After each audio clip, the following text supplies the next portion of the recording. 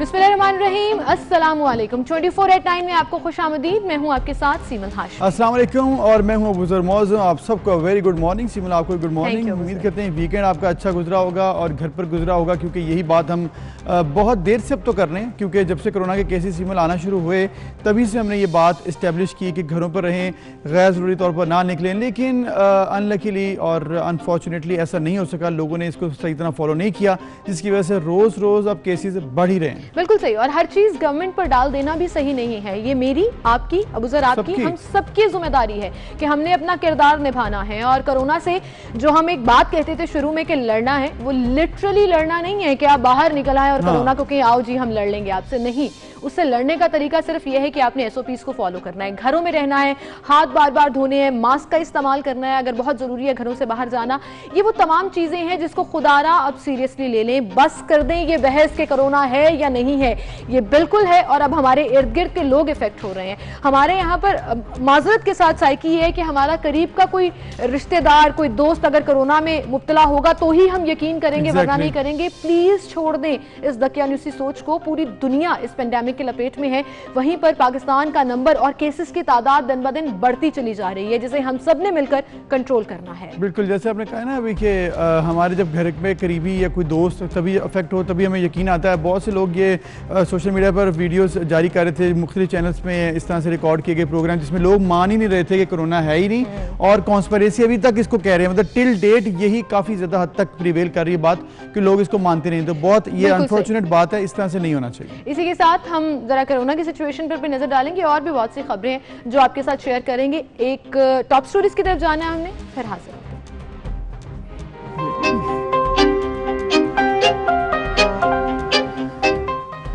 मुल्क में corona cases की तादाद में होशरुबा इजाफा। एक ही दिन में 4728 केसेस रिपोर्ट। मजमूई तादाद 1,03,670 हो गई। मजीद 65 जाँ बहक। चीनी पर सब्सिडी क्यों दी? कप्तान पहलीवार वसीम अकरम प्लस पर भी बरहम हो गए। जराये के मुताबिक उस्मान बुज़दार, असद उमर, रज़ाक दाऊद समेत हुकूमती शख्सियात के लिए मुश्किल वक्त शुरू।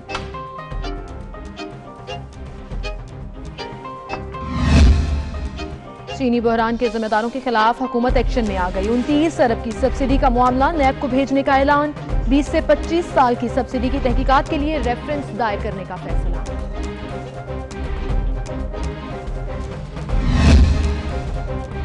मुअव्विन खुसूसी बराए एहतसाब शहजाद अकबर कहते हैं, कोई किसी जमात से हो, कितना ही ताकतवर क्यों ना हो, जवाब देना होगा। शायद खाकान अब्बासी के दिन भी गिने जा चुके हैं।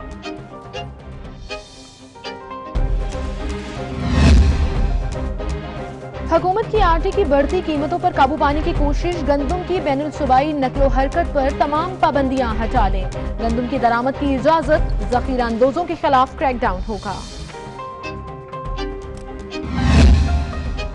पाकिस्तानी रजाकारों का एजाज। दौलत मुश्तरका का award points of light award हासिल करने पर मलिका बरतानिया की मुबारकबाद।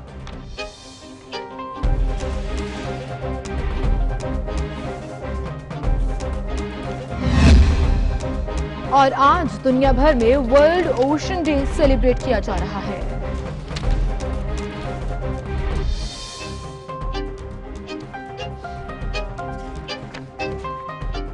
टॉप स्टोरीज आपने जानी। बाकायदा आगाज करेंगे आज के प्रोग्राम का और सबसे पहले हम कोरोना के हवाले से बात करेंगे। वफाकी हुकूमत की जानिब से जो रिपोर्ट जमा कराई गई है उसमें ये तय हुआ, जो 1 जून को नेशनल कोऑर्डिनेशन की कमेटी हुई थी, मुख्तलिफ एसओपीज और 55 गाइडलाइंस जो है वो जारी की गई। लेकिन इसके बावजूद कोरोना केसेस कंट्रोल में नहीं आ रहे और पाकिस्तान ने 1 लाख का फिगर तजावुज कर लिया है। और आज के लेटेस्ट नंबर्स के मुताबिक अभी तक कोरोना केसेस की तादाद 1,03,670 हो गई है। बिल्कुल, जिस तरह से केसेस बढ़ रहे हैं और ये हम लोग एक्सपेक्ट भी कर रहे हैं कि केसेस मजीद बढ़ सकते हैं, क्योंकि एक और बहुत बड़ा मसला आ रहा है सामने। वो ये है कि टेस्टिंग की कैपेसिटी तो बढ़ाई गई है, जो कि 31,400 तक मुल्क में कर दी गई है, लेकिन ये फिर भी अभी भी जो आबादी है उसके तनासब से थोड़ी है। आप जैसे देख रहे हैं कि अक्सर यहाँ पर ये देखा जा रहा है कि बहुत से लोग, अगर घर पे एक फैमिली मेंबर को भी कोरोना पॉजिटिव हो गया है तो वहाँ पे 8 से 10 लोग और भी होते हैं फैमिली के इर्द गिर्द, आपके वहाँ पे मुलाजमीन भी हैं, उनको भी टेस्ट करवाना चाहिए। लेकिन हो क्या रहा है, लोग देखते हैं कि अच्छा एक को हो गया, बाकी सब अपने आप को आइसोलेट कर लो, आपको भी कोरोना समझ लो। मतलब ये कि वो केसेस रिकॉर्ड नहीं हो रहे हैं, केसेस आपके अंदर जो गवर्नमेंट के पास वो रिकॉर्ड में नहीं आ रहे। लेकिन हो ये रहा है कि एक्चुअली जिस तरह से हम बात करते हैं कुछ दिन पहले कि 6 लाख फिगर हो सकती है सिर्फ लाहौर में, वो इस तरह से सच साबित हो सकती है कि वाकई जो टेस्ट ही नहीं करवाए वो केसेस बहुत ज्यादा हैं। अच्छा, कैपेसिटी टेस्टिंग की बढ़ा दी है गवर्नमेंट ने। ओवरऑल जो सलाहियत 24,446 थी वो अब 31,400 हो चुकी है, जिसका मतलब है कि जैसे जैसे केसेस बढ़ रही हैं वैसे ही केसेस की तादाद अब बढ़ती चली जा रही है। और करीबन जो औसतन हम एवरेज निकालें तो 5,000 के करीब डेली बेसिस पर पॉजिटिव आ रहे हैं। ऐसे में जो हमारे फ्रंट लाइनर्स हैं, हमारे डॉक्टर्स हैं, पैरामेडिक्स हैं, हेल्थ वर्कर्स हैं, वो बुरी तरह मुतासर हो रहे हैं और तेजी से उनका नंबर भी बढ़ रहा है। और अब सर ये चूंकि एक वनरेबल इन्वायरमेंट है हॉस्पिटल, जहां पर ये तमाम हेल्थ वर्कर्स इंक्लूडिंग डॉक्टर्स काम करते हैं, वो ज़्यादा एक्सपोज्ड भी होते हैं क्योंकि पेशेंट्स की टेक केयर भी करनी होती है और उसके अलावा ऐसी जगह पर रहना होता है जहाँ पे सस्पेक्टेड लोग भी आ रहे होते हैं। लाइक फॉर एग्जांपल कोई आ रहा है पेशेंट चेक कराने के लिए, ही डजंट इवन नो कि उसको कोरोना है या नहीं है और डॉक्टर को भी नहीं पता, लेकिन उसके बीच में अगर वो पॉजिटिव आ जाता है तो डॉक्टर तो एक्सपोज हो गए। अब ऐसे में गवर्नमेंट क्या इकदाम उठा रही है खासतौर पर हेल्थ वर्कर्स और डॉक्टर्स को सेव करने के लिए, ये एक बड़ा सवाल खड़ा हो जाता है। बिल्कुल, ये भी एक बहुत बड़ा सवाल है कि डॉक्टर्स के लिए क्या किया जा रहा है। उसके साथ पूरी दुनिया में ये मसला है भी कि डॉक्टर्स बहुत बड़ी तादाद में मुतासर हो रहे हैं, इसमें पैरामेडिक्स भी है, नर्सेज हैं, स्टाफ है जो कि हॉस्पिटल का स्टाफ है वो भी हो रहा है। फिर ये तमाम जो लोग डायरेक्टली इन्वॉल्व होते हैं, डायरेक्टली इन ऑपरेशंस हैं, फोर्सेस में, जिस तरह से हम अक्सर उनका भी जिक्र करते हैं आर्म फोर्सेस का, वो भी इसी तरह से पुलिस हमारी सर्विस है, रेस्क्यू वाले हैं, वो भी आते हैं सामने, ये भी इफेक्ट हो रहे हैं। फिर इसके अलावा एक और बड़े नंबर्स में इजाफा देखने में आ रहा है, वो रुकने असम्बली हैं, वो भी बहुत से नंबर्स में इजाफा, जिस तरह कौमी असम्बली का इजलास, पंजाब असम्बली का, सीनियर असम्बली का इजलास हुआ, मेंबरान इसमें शिकार हुए। फिर डॉक्टर्स का हम ऑलरेडी जिक्र कर रहे हैं, डॉक्टर्स के लिए हम लोग बड़े परेशान हैं क्योंकि यही वो लोग हैं जिन्होंने आपको संभालना है, जिन्होंने आपको देखना है। अब होगा ये कि अगर डॉक्टर्स ही आपके सेफ नहीं होंगे, उनको एनवायरनमेंट सेफ नहीं मिलेगा, हॉस्पिटल में जगह नहीं होगी ट्रीटमेंट के लिए, तो फिर क्या होगा कि आपके जो मेन रेस्क्यूअर्स हैं वही अफेक्ट होना शुरू हो जाएंगे। बिल्कुल सही, इस हवाले से हम बात करेंगे। हमें ज्वाइन किया है इस वक्त मेंबर हैं provincial and federal government of covid, professor of virology हैं, प्रोफेसर डॉक्टर ब्रिगेडियर रिटायर्ड वहीदुज़्ज़मान साहब, जिन्हें हम खुशामदीद कहेंगे। अस्सलाम वालेकुम डॉक्टर साहब। वालेकुम सलाम। डॉक्टर साहब, thank you so much for joining in. Overall situation पर आप क्या कहना चाहेंगे? आप मेंबर भी हैं फेडरल गवर्नमेंट और प्रोविंशियल गवर्नमेंट पंजाब के। कोविड-19 के ऊपर केसेस की तादाद दिन ब दिन बड़ी अलार्मिंग हद तक बढ़ती जा रही है। जैसे आपने बड़ी अच्छी बात की है कि अगरचे रिकॉर्डेड तादाद 1,03,000 है, लेकिन चूंकि असल सूरत हाल उससे कहीं ज़्यादा गंभीर हो सकती है। अब जी टेस्ट करना, ये कैपेसिटी बढ़ाना, इस पर आपने बड़ी मुफस्सल बात की है। इस वक्त सूरत हाल ये है कि मुझे यूँ लग रहा है कि लाहौर में हर 6वां बंदा इन्फेक्टेड है। सियालकोट, गुजरावाला, यहाँ के हालात भी ऐसे हैं, कराची के हालात भी और इस्लामाबाद के भी। तो बड़े शहरों में ये एक बड़ी हद तक ये वायरस जो है फैल चुका है। फिर ईद के मौके पे लोगों ने जो आम मेल जोल रखा है, दूर दराज देहात में भी ये वायरस पहुँचा है। इस वक्त हम रिस्कीएस्ट मुल्कों के लिहाज से तीसरे नंबर पे हैं दुनिया में आज की एक न्यूज़ के मुताबिक। अब जब के वायरस आ चुका है, जिसका हम 6 महीने से ढंडोरा पीट रहे थे और शुरू में हुकूमती जो कोशिशें थी उसके नतीजे में ये स्लो थी मूवमेंट, बहुत हमने कोशिश की कंट्रोल करने, लेकिन ईद से पहले की शॉपिंग, SOPs की वायलेशन और ईद में आम मेल जोल ने इस चीज़ को बहुत हद तक बढ़ा दिया है। अब ये तादाद 1,03,000 तो रिकॉर्डेड है। जैसे आपने फरमाया लाहौर में 7 लाख, मेरा ख्याल इससे भी शायद ज़्यादा तादाद है इस वक्त लोगों की। ब्रिगेडियर साहब, आपने जिक्र किया है कि तादाद बहुत ज़्यादा हो सकती है और एक 7 लाख एक्सपेक्टेड है। पूरे मुल्क की बात की जाए तो ऑब्वियसली बहुत बड़ा नंबर भी अफेक्ट हो सकता है, लेकिन ऑब्वियसली वो रिकॉर्डेड नहीं है तो हम उसके ऊपर कोई हतमी बात कर नहीं सकते। लेकिन अभी अगर रिकॉर्डेड की बात भी करें हम, तो वो भी बहुत ज़्यादा नंबर रोज़ पर रोज़ बढ़ रहे हैं। पिछले एक हफ्ते में हम रोज़ाना की बुनियाद पर बात करें तो 4,000, फिर 4100, फिर 4500, 4700, अब 5,000 तक बात भी रूटीन में पहुँच रही है। आप इस सारी सिचुएशन में क्या कहेंगे कि एक ये वजह भी है, साथ दूसरा एक बहुत बड़ा मसला जो मैंने देखा है, ओवरऑल हमने लोगों को देखा कि जो टेस्ट करवाने का प्रोसेस है वो बड़ा मुश्किल है। प्राइवेट कैपेसिटी में आप देखें तो वो बहुत महंगा है।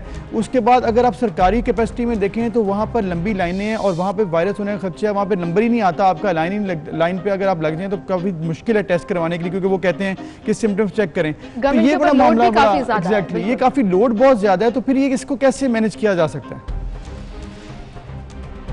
देखिए जी, जहाँ तक टेस्ट करने का ताल्लुक है उसके लिए तो लेबॉर्ट्रीज चाहिए, और उसमें उन्हीं लेबॉर्ट्रीज़ ने कामयाबी हासिल की शुरू में और मदद करने की जो इसके लिए पहले से तैयार थी। हुकूमत ने बहुत कोशिश करके नई लेबॉर्ट्रियाँ कायम की हैं, और ये सिर्फ टेस्ट ही नहीं है, टेस्ट के प्रोसीजर, उसके रिएजेंट्स का बाहर से लाना, उसके सारे आलात का होना, उसके लिए अपनी तादाद में वो जो टेक्नोलॉजिस्ट हैं उनका होना, फिर वायरोलॉजिस्ट या पैथोलॉजिस्ट जो उसको सुपरवाइज करते हैं उनका होना बहुत ज़रूरी है। इस वक्त जिस हद तक कैपेसिटी को बढ़ा सकते थे तो हुकूमत ने बड़ी कोशिश करके उसको बढ़ा दिया है उस कैपेसिटी को, लेकिन इस कैपेसिटी को अगर हम कहें कि और ज़्यादा करें तो शायद हमारे लिए मुश्किल होगा। जैसे आपने फरमाया कीमत का, तो हुकूमत पाकिस्तान जो टेस्ट करवा रही है उसकी भी कीमत गवर्नमेंट अदा कर रही है। जी जी, आपको शायद अंदाज़ा नहीं कि पर टेस्ट हुकूमत का भी उस पर बहुत ज़्यादा खर्चा हो रहा है। जी ऑब्वियसली होगा। अवाम जो हैं उन जी, तो उसलिए हम इस वक्त कीमत की बात नहीं कर रहे, हम ये भी नहीं कर रहे कौन कर रहा है कैसे कर रहे हैं, हम कहते हैं कैपेसिटी को जिस हद तक बढ़ाना था हम एक हद तक बढ़ा चुके हैं, उससे ज़्यादा बढ़ाना शायद लेकिन ये भी कहिएगा डॉक्टर साहब, ये भी कहिएगा कि बहुत दफ़ा ऐसे भी हो रहा है कि टेस्ट रिलायबल है या नहीं, ये एक बहुत बड़ा सवाल है, और कुछ ऐसे एक्चुअली में लोगों के साथ हुआ भी। गवर्नमेंट टेस्ट नेगेटिव आता है, कोई प्राइवेट लेबोरेटरी से कराएं तो पॉजिटिव आ जाता है, गवर्नमेंट टेस्ट पॉजिटिव आता है, प्राइवेट लेबोरेटरी से कराएं तो नेगेटिव आ जाता है। अब इसमें भी कंफ्यूजन है, ट्रस्ट किस टेस्ट के ऊपर किया जाए। एक शख्स के 2 से 3 बार टेस्ट किए जा रहे हैं ताकि चेक किया जा सके कि एक्चुअल रिजल्ट क्या है। देखिए, ये चीज़ आपने बड़ी अच्छी की है। सबसे पहली बात यह है कि हमारे यहाँ वायरोलॉजिस्ट कितने हैं जो इस वायरस को समझे या वायरस की लेबॉरेटरी को गाइड कर सके। इस वक्त सिर्फ 8 या 9 हैं, जिसमें से 6 या 7 मेरे शागिर्द हैं, और इस वक्त हम मुल्की तौर पे हम तैयार नहीं थे सबसे पहले। और नंबर 2, जहाँ तक टेस्ट का ताल्लुक है उसमें काफ़ी सारी मुश्किल ये है कि आपने जब सैंपल लिया है तो अच्छे से अच्छा टेस्ट भी 80% तक वो आपको पॉजिटिव देगा। हो सकता है कि नाक के अंदर जहाँ से सैंपल लिया वहाँ तक वायरस ना हो। 80% तक रिलायबल है बेस्ट टेस्ट भी जो अवेलेबल है PCR का। 20% को वो फिर भी मिस करता है, और ये पूरी दुनिया में है। मैं पाकिस्तान की बात नहीं कर रहा, अमेरिका में भी ये है और बरतानिया में भी ये फिगर है। नंबर 1। नंबर 2, जब एक शख्स एक्सपोज होता है तो उसको 3 से 11 दिन लगते हैं 5 या 6 दिन पॉजिटिव होते हुए। उससे पहले आप करवाएंगे नेगेटिव होगा, अगले दिन वो पॉजिटिव होगा, और फिर जब आप एक टेस्ट को रिपीट करेंगे तो एक वक्त आता है 12-13 दिन के बाद आम लोगों में वो टेस्ट नेगेटिव होता है। तो आप कहेंगे जी कल पॉजिटिव था आज नेगेटिव कैसे हो गया। तो उस सारी चीज को एक डायनामिक्स को समझने के लिए वायरोलॉजी को समझना बड़ा जरूरी है। वाकई जैसे आप कह रहे हैं कि अगर एक बंदे का टेस्ट पॉजिटिव आ जाए या नेगेटिव आ जाए तो 3 दिन बाद उसका मुख्तलिफ भी हो सकता है, क्योंकि उसके डिपेंड करता है कि वो कहाँ पर है, किससे वो मिला है और एक्सपोज कितना हुआ है। डॉक्टर साहब आप हमारे साथ ही मौजूद हैं। हमारे साथ इस वक्त हमें ज्वाइन किया डॉक्टर मोहम्मद इज़हार साहब हैं, पब्लिक हेल्थ स्पेशलिस्ट हैं खैबर पख्तूनख्वा में। उनसे हम बात करते हैं। अस्सलाम वालेकुम डॉक्टर साहब। अस्सलाम वालेकुम, बहुत शुक्रिया मुझे टाइम देने का। जी डॉक्टर साहब, जैसे कि हम जिक्र कर रहे हैं इस वक्त प्रिवेंशंस का, टीका और जो सूरत हाल है इस वक्त डॉक्टर्स फ्रंट लाइन पर इस वक्त लड़ रहे हैं, उनके लिए भी बहुत मुश्किल है। ओवरऑल KPK में क्या सिचुएशन आप देख रहे हैं, कितनी बढ़ रही है और क्या इसकी वजह हो सकती है? क्या टेस्टिंग कैपेसिटी या फिर लोगों का रिस्पांस ना होना या गवर्नमेंट की जो हैंडलिंग है, क्या वजह है? इस वक्त सिचुएशन क्या है? जी बिल्कुल, ज़रा मैं डिटेल से बात करना चाहूँगा। एक होता है हमारे साथ प्रिवेंटिव केयर और एक होता है हमारे साथ क्यूरेटिव केयर। पहले जब हमारे साथ ये विंडो पीरियड था तो इसमें हमें प्रिवेंटिव केयर पे स्ट्रेस ज़्यादा था और हमें प्रिवेंटिव केयर पे तवज्जो देनी चाहिए थी, जिसमें हम यहाँ पे खैबर पख्तूनख्वा में बेडली फेल हो गए हैं, या हमारी डॉक्टर्स की वजह है या गवर्नमेंट की वजह है या कोई भी हो सकती है, कोई भी वजह, लेकिन क्योंकि इट्स मल्टीफैक्टोरियल जॉब, तो प्रिवेंटिव केयर में हम बैडली फेल हो गए हैं, जिसकी वजह से केसेस ज्यादा हो रहे हैं। जी अगर चाइना में आप देख लें तो वहाँ पे एक spring festival season, travel season था, तो इसी तरह वो स्प्रिंग फेस्टिवल ट्रेवल सीजन एक ट्रिगर साबित हुआ उस डिजीज को की ट्रांसमिशन में। तो इसी तरह जब यहाँ पे ईद की बात हो रही थी खैबर पख्तूनख्वा में, तो वहाँ पे ये पहले से मतलब उनको पब्लिक हेल्थ वालों ने कहा था कि ये SOPs और इन चीज़ों में ईद के दौरान खास ख्याल रखा जाए तो हम इस डिजीज पे कंट्रोल पा सकते हैं। लेकिन अनफॉर्चुनेटली ऐसा हुआ नहीं ना, उन्हीं चीजों पे काबू नहीं पा सका। तो इसी वजह से ईद से पहले जो केसेस थे और अभी बाद में जो केसेस आ गए हैं वो बहुत ज्यादा हो गए हैं, क्योंकि अभी एक मैनेजमेंट फेज शुरू हुआ है क्यूरेटिव केयर वाला। तो हमारे डॉक्टर जो है वो फ्रंट लाइन पे है और जितनी ज्यादा यहाँ पे केसेस आती रहेंगी तो हमारे डॉक्टर्स इन्फेक्ट होते रहेंगे और उनकी डिफरेंट कॉजेज भी है। क्योंकि यहाँ पे अगर आप देख लें तो जो डॉक्टर्स ड्यूटी के लिए जाते हैं उनके लिए वो जब आते हैं अपनी ड्यूटीज के लिए तो उनके लिए प्रॉपर आइसोलेशन और क्वारंटीन का वो उसके लिए उनके लिए अरेंजमेंट नहीं है। डॉक्टर इजहार, जिससे अभी आपने प्रिवेंटिव केयर का जिक्र किया आवाम के लिए, वहीं पर डॉक्टर्स के लिए ये एक्स्ट्रा प्रिवेंटिव केयर है। तो वो जो किट्स हैं, जो गैजेट्स हैं, जो डॉक्टर्स के लिए पहनना जरूरी है किसी भी पेशेंट को चेक करने के लिए या इवन हॉस्पिटल में जाने के लिए, क्या KPK गवर्नमेंट की तरफ से वो अवेलेबल हैं? फैसिलिटीज जो है गवर्नमेंट की तरफ से क्या वो डॉक्टर्स को, हेल्थ वर्कर्स को प्रोवाइड की जा रही हैं? जी बिल्कुल, जो पर्सनल प्रोटेक्टिव इक्विपमेंट है वो यहाँ पे जो मेन हॉस्पिटल जो है, क्योंकि बड़े बड़े हॉस्पिटल जो है, क्योंकि हमारे साथ Khyber teaching hospital, Hyderabad medical complex, lady reading hospital, जो मेन हॉस्पिटल है उनमें तकरीबन 80% तक अवेलेबल है ये पर्सनल प्रोटेक्टिव इक्विपमेंट। लेकिन क्योंकि यहाँ पे क्योंकि वर्क लोड भी ज्यादा है, पूरे सूबे से यहाँ पे लोग आते हैं, क्योंकि हमारे साथ सिर्फ यहाँ पे वेंटिलेटर्स अवेलेबल है और इंटेंसिविस्ट तो ऑलरेडी कमी है यहाँ पे। लेकिन चूंकि ज्यादातर लोड यहाँ पे है और सब सूबे से, पूरे सूबे से लोग यहाँ पे आते हैं, तो यहाँ पे क्योंकि एक पेंडेमिक है और इसके लिए हम ऑलरेडी तैयार नहीं थे, तो अगर पर्सनल प्रोटेक्टिव इक्विपमेंट अवेलेबल भी है तो उनके डॉनिंग एंड डॉपिंग के लिए जो ट्रेनिंग दी जाती है वो ट्रेनिंग भी कम है और इसके अलावा दीगर मसाइल भी ऑब्वियसली अभी सारी दुनिया इसमें सीख रही है ना, अभी वैक्सीन आई है, ऑब्वियसली काफ़ी बड़ा ये मसला है। अभी इजहार साहब साथ ही आप हमारे वहीदुज़्ज़मान साहब, जिस तरह से इजहार साहब ने जिक्र किया कि प्रिवेंटिव फिर क्यूरेटिव मामलात हैं, देखना होगा, सीख रहे हैं, समझ रहे हैं, ट्रायल एंड टेस्ट मेथड हो रहा है, तमाम सिचुएशन इस वक्त वाकई बड़ी परेशान कुन है। इस वक्त एक और बहुत इशू है, जिस तरह से आप वायरोलॉजिस्ट हैं और आपने कहा कि बहुत कम तादाद है वायरोलॉजिस्ट की, एक बहुत बड़ा मसला यहाँ पर ये देखा गया कि लोगों ने पहले बुखार और उसके बाद सर दर्द और जो माइनर सिम्टम्स हैं उनको देखा और घर पर आइसोलेट हो गए, और अचानक से हुआ ये कि अचानक से तबीयत बिगड़ी और लंग्स में प्रॉब्लम हो गई और सांस लेना मसला हो गया, फिर ऑक्सीजन की कमी हो गई, हॉस्पिटल्स में ऑलरेडी चीज़ें कम हैं। इसको कैसे देख रहे हैं आप कि ये कौन सी थिन लाइन है जब लोग समझें कि अब नहीं, अब उनकी तबीयत बिगड़ सकती है तो उनको एडमिट करवा लेना चाहिए पहले?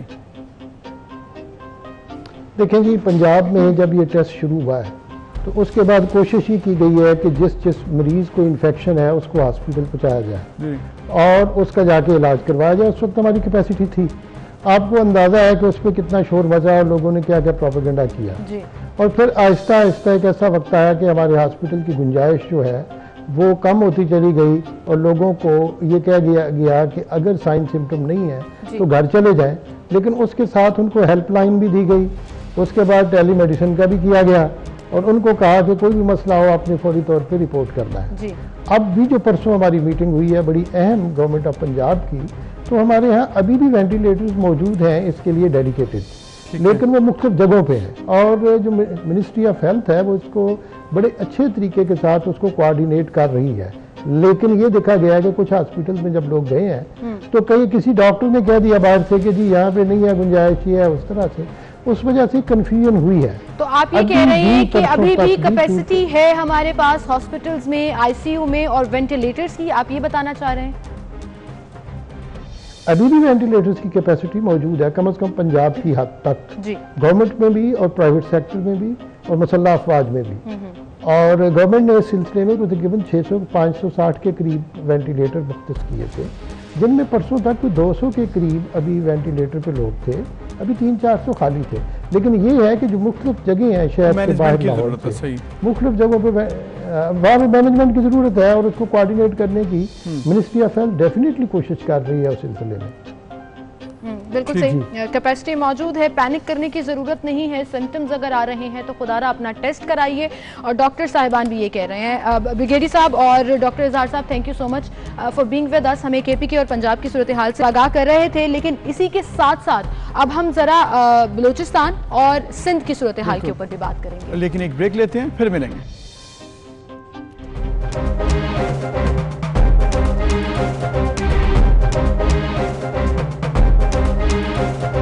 Welcome back. और जैसे कि हम ब्रेक पे जाने से पहले बात कर रहे थे ओवरऑल सिचुएशन इस वक्त पाकिस्तान में क्या है, तो सिंध में और बलूचिस्तान में सिचुएशन क्या है उस पर हम बात करेंगे। हमारे साथ मौजूद हैं डॉक्टर सैयद फरत अब्बास साहब, MS हैं service hospital and civil surgeon Karachi, जबकि दूसरी तरफ डॉक्टर यासिर अचकज़ई हैं, प्रेसिडेंट YTA बलूचिस्तान हैं। अस्सलाम वालेकुम डॉक्टर साहिबान। डॉक्टर सैयद फरत अब्बास साहब, आपको अगर आवाज़ आ रही हो तो आप बताइएगा कि इस वक्त सिचुएशन क्या है कराची में। सबसे ज़्यादा सिंध में इस वक्त डॉक्टर्स जो हैं वो अफेक्ट हुए हैं। सबसे पहले केसेस भी सिंध में ज़्यादा हुए, अभी तक नंबर्स बढ़ रहे हैं, प्रिकॉशनरी मेजर्स गवर्नमेंट की तरफ से लिए गई हैं, इसमें कोई शक नहीं है। लेकिन अब क्या सिचुएशन है, अभी भी कंट्रोल उस तरह से नहीं किया जा रहा जिस तरह से एक्सपेक्ट कर रहे थे हम।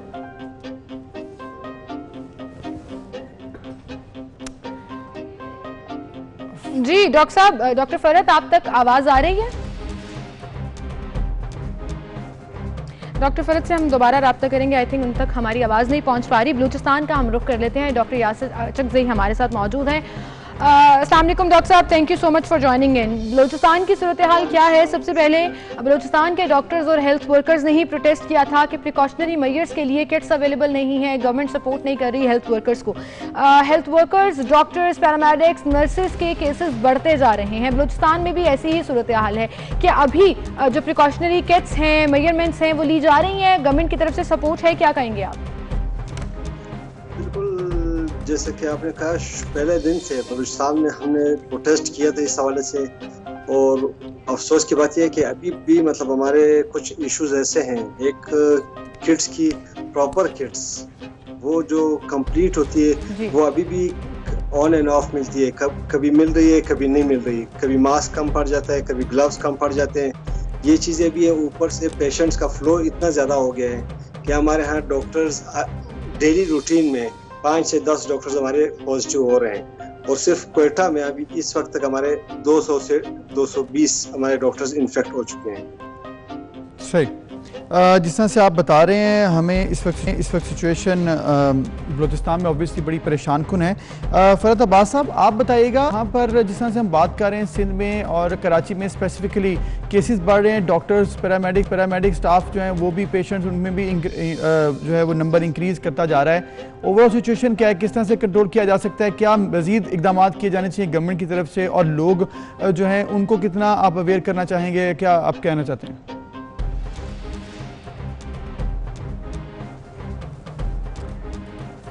बिल्कुल ठीक कह रहे हैं। कोविड-19 इस वक्त अपने पाकिस्तान में अपने अरूज पे पहुंचा हुआ है, और हमें इसमें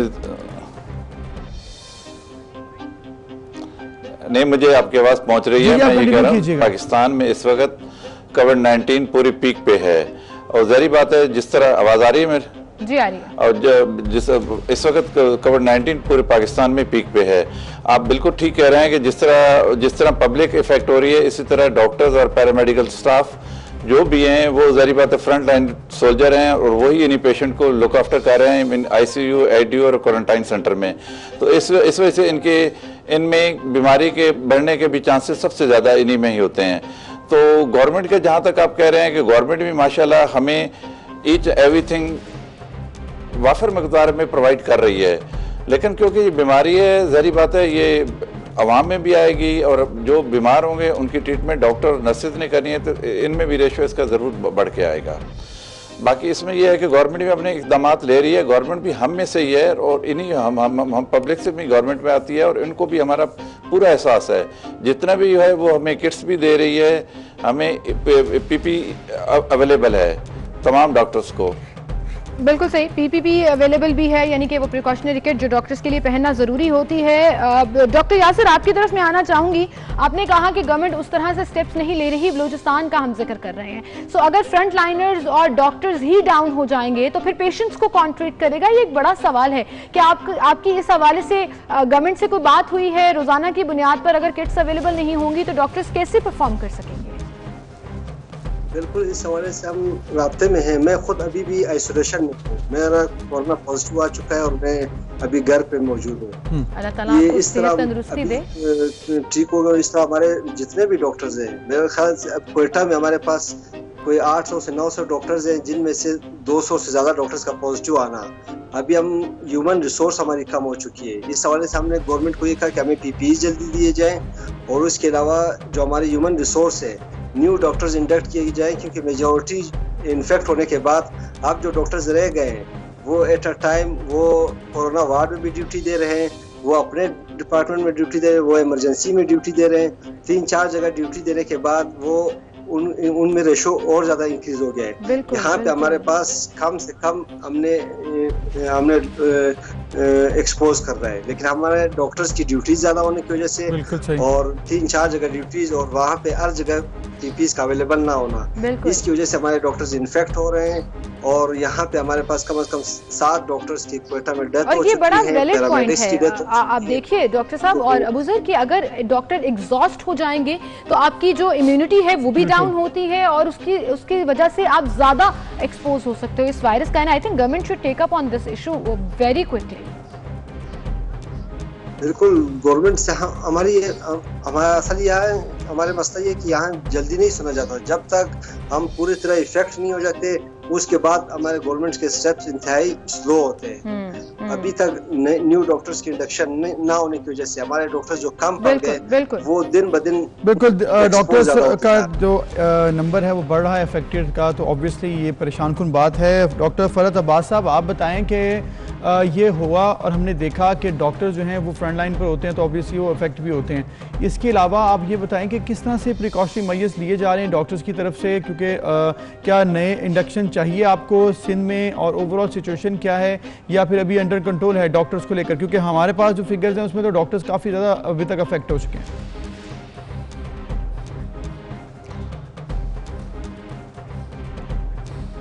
ये आप बिल्कुल सही कह रहे हैं। मैंने पहले ही भी आपको बताया कि we are the front line soldier. इसमें डॉक्टर नहीं, हमारे पैरामेडिकल, नर्सेज और पूरा हेल्थ डिपार्टमेंट जो स्टाफ है जो उन मरीजों के ऊपर है, या क्वारंटाइन सेंटर में है, या आईसीयू में है, या हाई डिपेंडेंसी यूनिट में है।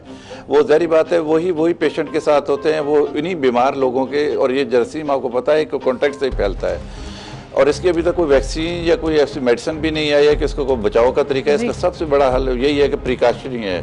गवर्नमेंट की जहाँ तक आप इंडक्शन की बात कर रहे हैं, हमारे यहाँ गवर्नमेंट ने, सिंध गवर्नमेंट, देखो मैं ये नहीं कहता हूँ कि जो भी अच्छा काम करे उसकी तारीफ होनी चाहिए। सिंध गवर्नमेंट है, इसने देखो जैसे ही कोरोना के केस पहले ही सामने आया, उससे पहले इन्होंने स्कूल बंद करा दिए, इन्होंने तमाम क्वारंटाइन सेंटर बना दिए। हमारे यहाँ में आपको बिलीव करें दिन रात काम हो रहा है। इवन के हेल्थ मिनिस्टर कभी पहुँच जाते हैं, कभी हमारे CM साहब पहुँच जाते हैं, इंफॉर्मेशन मिनिस्टर पहुँच जाते हैं, एजुकेशन मिनिस्टर पहुँच जाते हैं। इवन के मेरे हॉस्पिटल में, मैं आपको ये बता दूँ, मेरे हॉस्पिटल में 26 वेंटिलेटर के साथ ICU बनने जा रहा है और अभी 150 के करीब हाई डिपेंडेंसी यूनिट बनने जा रहा है। गवर्नमेंट से ज़ाहिर बात है, गवर्नमेंट से जो भी फैसिलिटीज़ है वो दे रही है। उन्होंने हमें इंडक्शन के लिए भी कह दिया है। इवन के प्रेशर इतना, ये प्रेशर सिर्फ पाकिस्तान पे नहीं है, पूरी दुनिया पे प्रेशर है ये, क्योंकि ये एक वार है, ये हिस्ट्री का सबसे बड़ा medical crisis in the world है, जो कि तमाम, और ये जंग सरहदों पे पूरी ये सिर्फ और सिर्फ ये जंग सरहदों पे नहीं लड़ी जा रही, तमाम दुनिया के तमाम हॉस्पिटल में लड़ी जा रही है। यही सारी situation all over the world. Even के आपको ये बता दूं, पाकिस्तान डेवलप्ड नेशन नहीं है, या और अब जो डेवलप्ड नेशन है, यूरोप हो गया, अमेरिका हो गया, उनके हेल्थ सिस्टम तक जवाब दे चुके हैं। तो अगर हमारे यहाँ भी ये चीजें देखो ना, एक चीज आई तो है, फेस तो हमें करनी है, और यही डॉक्टर्स और पैरामेडिकल और नर्सेज के लिए सबसे बड़ा जज्बा यही है कि ये वक्त हमारा है, हम इसको किस तरह विन करते हैं, जीतना भी हमें ही है, चाहे हालात जो भी है मुश्किल हो। गवर्नमेंट से अपील करते हैं और कि वो ये डॉक्टरों को डॉक्टर्स सपोर्ट और करे हेल्थ जितना भी हो वर्कर्स सकता के लिए है बड़ी और आवाम मोटिवेशन से की भी। बात भी हो सकती है। लेकिन इसके साथ साथ आपने कहा कि सिंध गवर्नमेंट अच्छा काम कर रही है, लेकिन वहीं पर अगर हम बलूचिस्तान गवर्नमेंट की मिसाल लें तो वो भी हमारे सामने है। तो ओवरऑल हमने सबने मिलकर लड़ना है। इसमें सिर्फ गवर्नमेंट को ब्लेम कर देना या डॉक्टर्स की तरफ से कंप्लेन आ जाना जरूरी नहीं है, इसमें अवाम को अपना रोल प्ले करना बहुत जरूरी है। थैंक यू सो मच आप दोनों का, आप हमारे साथ मौजूद थे। बिल्कुल, जैसे आप कह रही हैं कि आवाम को बहुत ज़रूरी है रिस्पॉन्सिबल बिहेव करना, वो अभी तक उस तरह से कर नहीं पाई है। लेकिन मुझे ये लग रहा है सिमल के लास्ट एक वीक में जिस तरह से नंबर इंक्रीज किए ना, लोग थोड़े से स्टंट नहीं हो जाते, परेशान हो गए हैं। अब ये हम उम्मीद करते हैं कि इस परेशानी को देखते हुए लोग थोड़ा सा ख्याल करें, घरों में एहतियात करें और कॉन्शियस होकर एहतियात करते हुए घरों पर रहें, क्योंकि अगर केसेस हाथ से निकल गए तो फिर ये मामला बिगड़ जाएगा और हम कंट्रोल नहीं कर पाएंगे। बिल्कुल सही। इसी के साथ एक ब्रेक की तरफ चलते हैं, फिर हाजिर होंगे हमारे साथ में।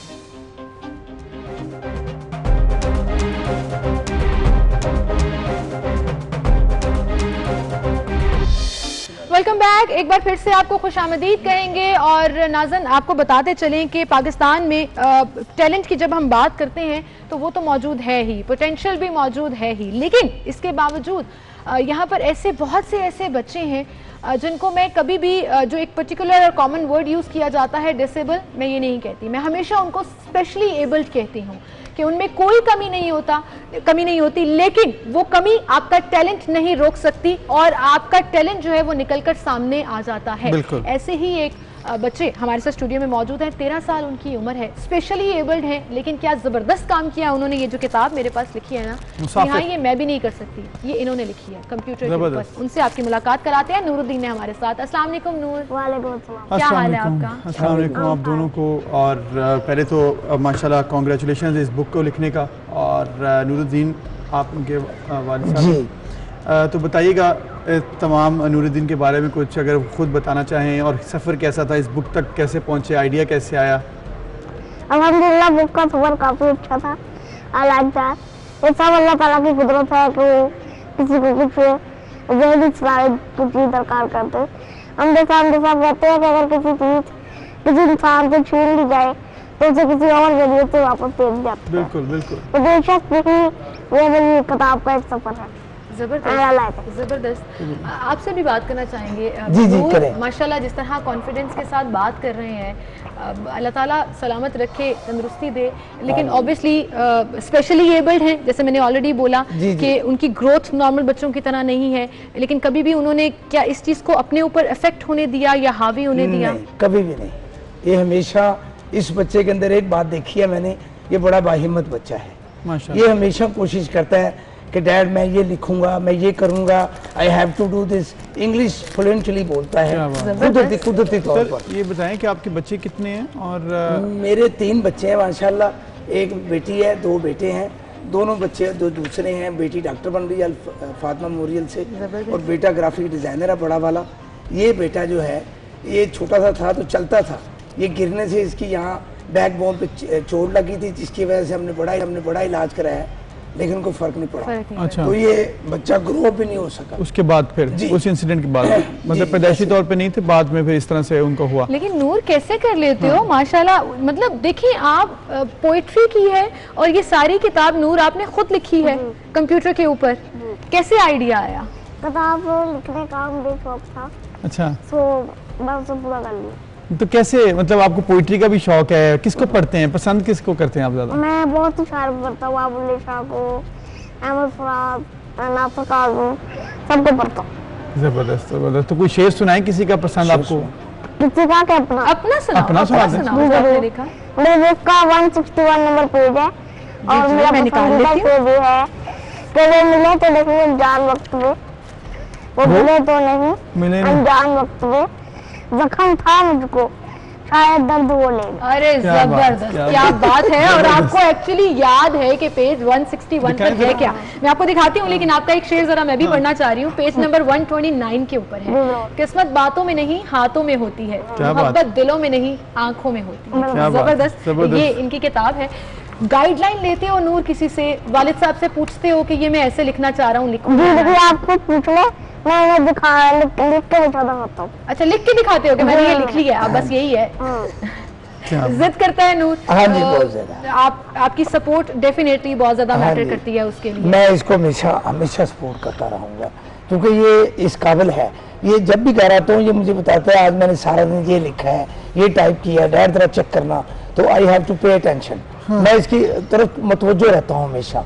दफ्तर से आता हूँ, आते साथ इसकी बातें सुनता हूँ। आपके लिए भी ये बड़ी खुशी की बात है कि नूर इतना माशाल्लाह टैलेंटेड है और बच्चे सभी आपके टैलेंटेड हैं, पढ़े लिखे बच्चे हैं आपके। अल्लाह ताला आपको हिम्मत दे, हौसला दे और इसी तरह ताकत और तेज के साथ इसको नूर को लेकर आप चल रहे हैं। नूर आपको साथ फख्र आपका बन रहा है क्योंकि देखिए बुक लिख कर कितना नाम रोशन कर रहा है। अच्छा सिमर 169 पेज पर ऐसी में हम पेज इसलिए मेंशन कर रहे हैं कि नूर को सारे पेजेस भी याद हैं। ऐसी में ना माशाल्लाह कितना इंटेलिजेंट बच्चा है। जस्ट मैं ऐसे देख रहा हूँ तो ईद के ऊपर एक कोई इन्होंने लिखा हुआ है, आपको अगर आप पढ़ेंगे कि मैं पढ़ दूं? ईद के 169 पेज पर है, हजारों ईदें देखी और तुम ना दिखाई दिए, आज फिर ईद है और उम्मीद करता हूं मैं कि आज मेरे दर पे दस्तक होगी तुम्हारे हाथों से, लगता है मेरी उम्मीद में कोई दम तो नहीं।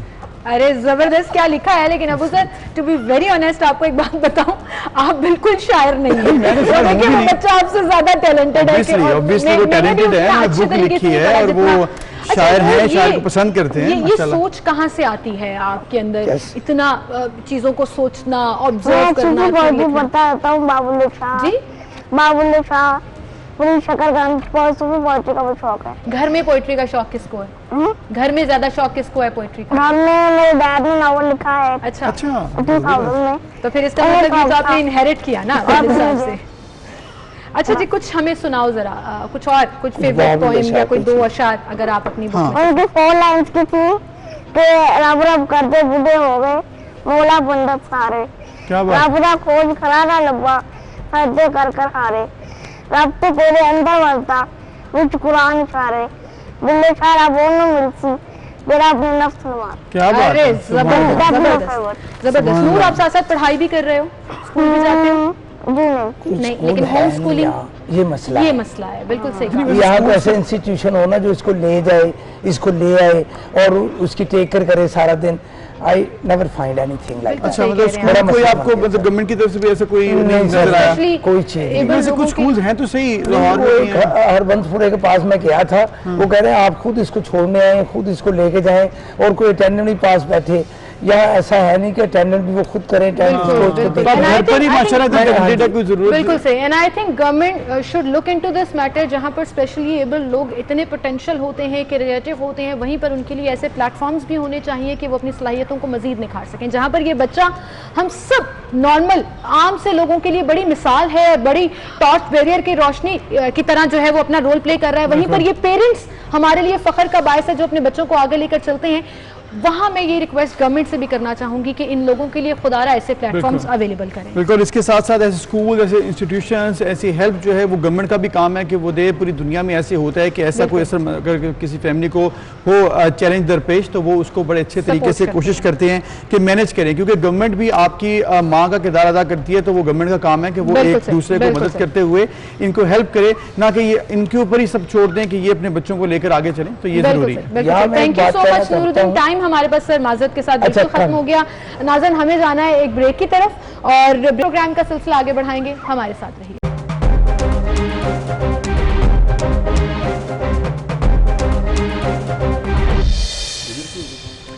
Welcome back. और जैसे कि हम बात करते हैं डिफरेंट इश्यूज़ की, आज चूँकि इशू एक बहुत बड़ा प्रिविलिंग इशू है, बड़े दिन से चल रहा है। चीनी बहरान है, उसके बाद गंदम का बहरान है। चीनी बहरान के बाद कमेटी बैठी, फिर कमेटी ने कुछ नाम दे दिए, उनके खिलाफ कब कार्रवाइयाँ होंगी ये भी सब लोग अब इस वक्त देख रहे हैं, पूछ रहे हैं।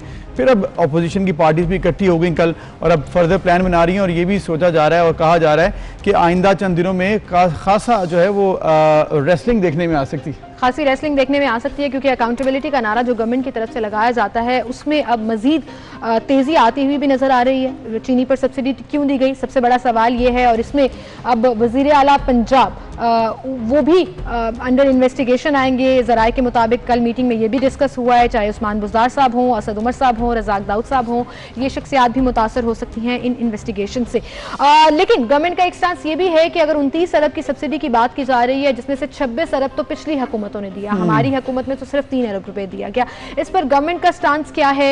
ऑपोजिशन की पार्टीज, दोनों पार्टीज, पाकिस्तान पीपल्स पार्टी भी और मुस्लिम लीग नवाज भी क्या समझती है, क्या सोचती है, इस पर हम बात करेंगे। हमारे साथ इस वक्त स्टूडियो में रुकन है सूबाई असम्बली के एक्स मिनिस्टर हैं पंजाब के खलील ताहिर सिंधु साहब, पाकिस्तान मुस्लिम लीग नून से उनका ताल्लुक है, उन्हें हम खुशामदीद कहेंगे। अस्सलाम वालेकुम सिंधु साहब, बहुत शुक्रिया जी आपकी तशरीफ आवरी के लिए। हमारे साथ पाकिस्तान पीपल्स पार्टी से सेनेटर सहर कामरान मौजूद होंगे, उन्हें भी हम खुशामदीद कहेंगे।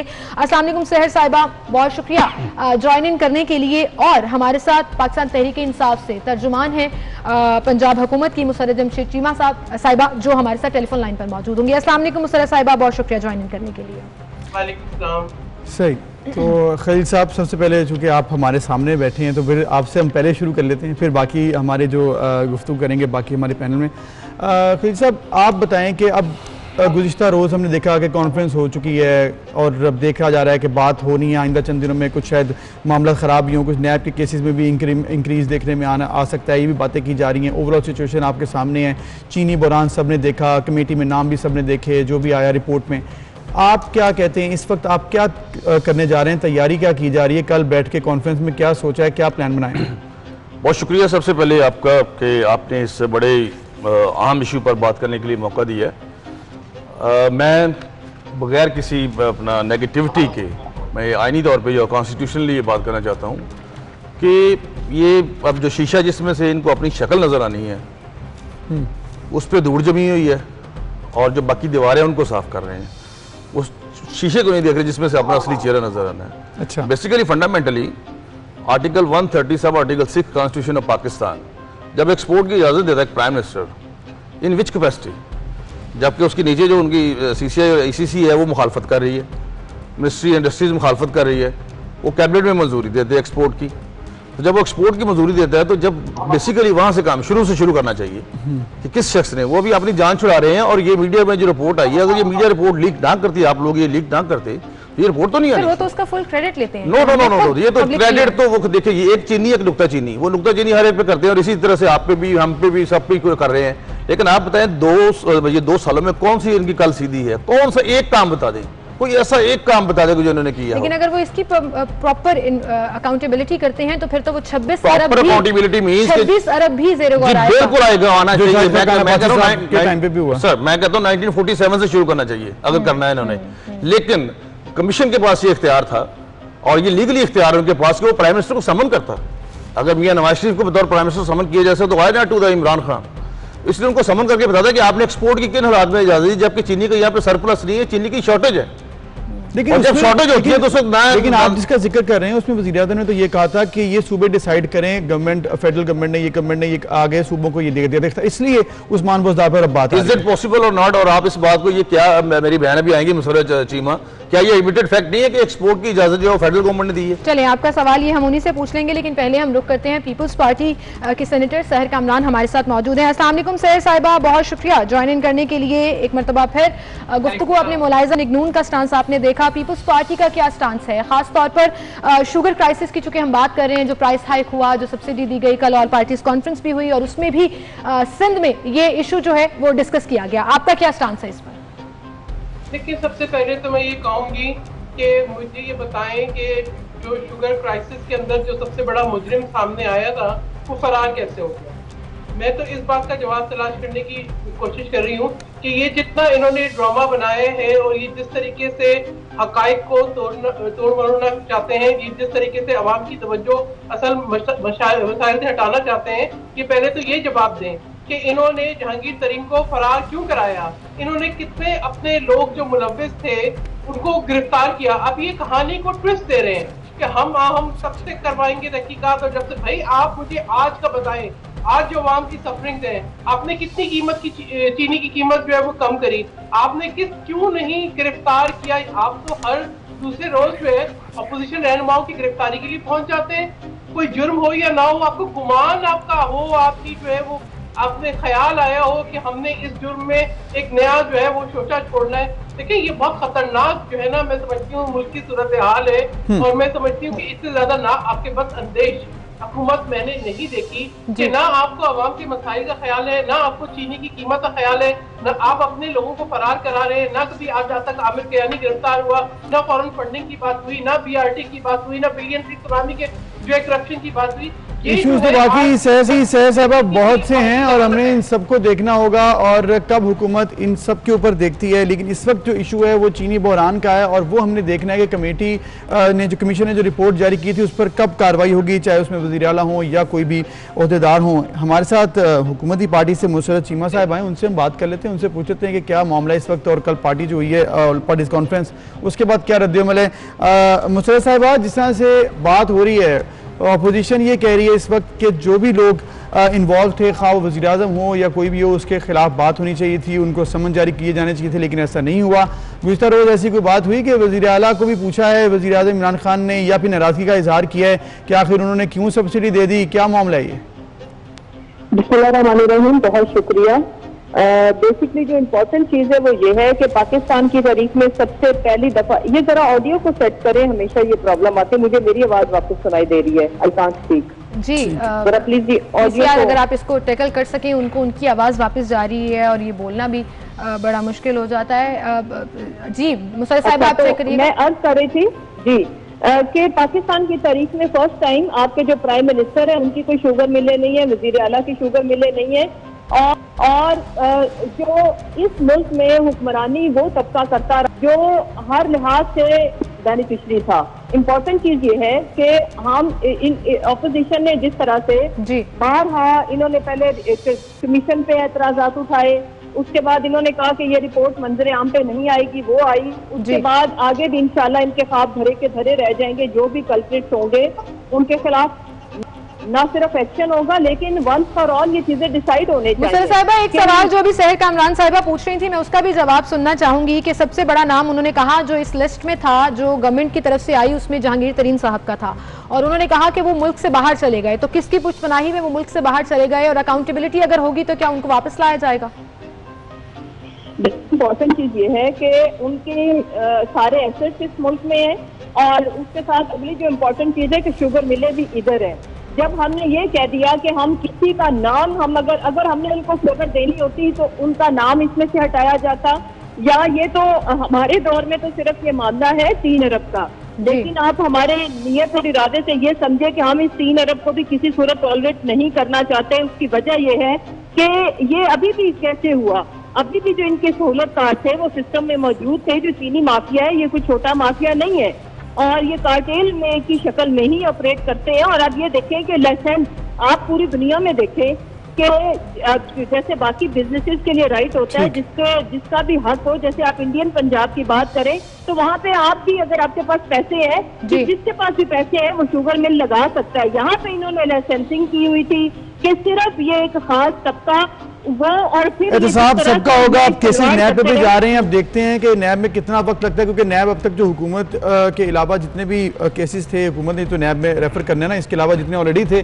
नैब में केसेस, उनमें अभी तक कुछ नहीं बन सका, खा वो अपोजिशन का या दीगर मामला हों।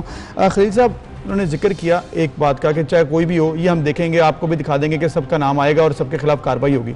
चलें जी, फोन दिया शाहिद खान अब्बासी साहब कहते हैं कि जी जब उनसे पूछा जाता है कि भाई आप भी तो वज़ीर आज़म थे ना, आपने भी सब्सिडी दी है, आप कहते हैं जी ये तो फेडरल गवर्नमेंट का काम होता है, ये हम रेफर करते हैं, ये मैंने नहीं दी, मेरा कसूर नहीं है। लेकिन जैसे ये बात इमरान खान साहब पे आती है, आप कहते हैं इमरान खान को पकड़ लो।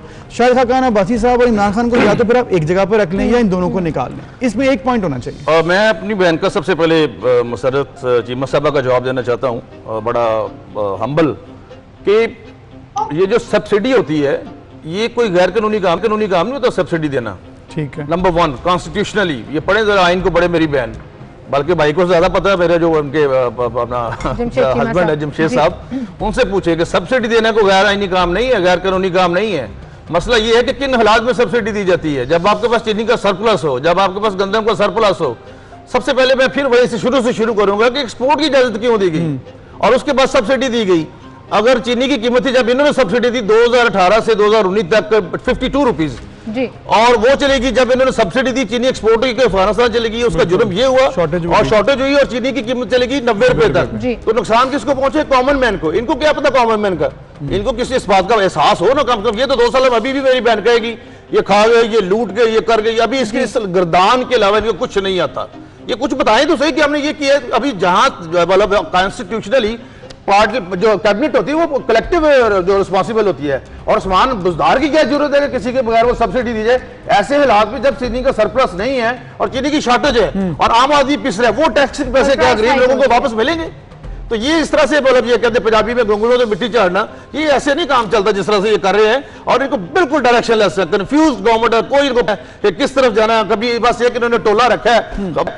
मेरी बहन तो चलो फिर भी बड़े महजब अंदाज से बात हमारे साथ करती है, बड़ी मोहतरम है मेरे लिए, लेकिन बात देखिए कि मतलब दिन रात गालियां निकालना, कभी किसी सहाफी को कहना कि आप रिश्ता लेके आए मेरे लिए, कभी प्रोफेसर वारिस मीर के खिलाफ चल पड़ना जो हमारे मजामत की अलामत थे पाकिस्तान में। तो this is the only way. कभी कहना फलां चोर। आज तक बताएं कौन सा केस उन्होंने साबित किया? कोई एक केस बताएं। चलें ये बात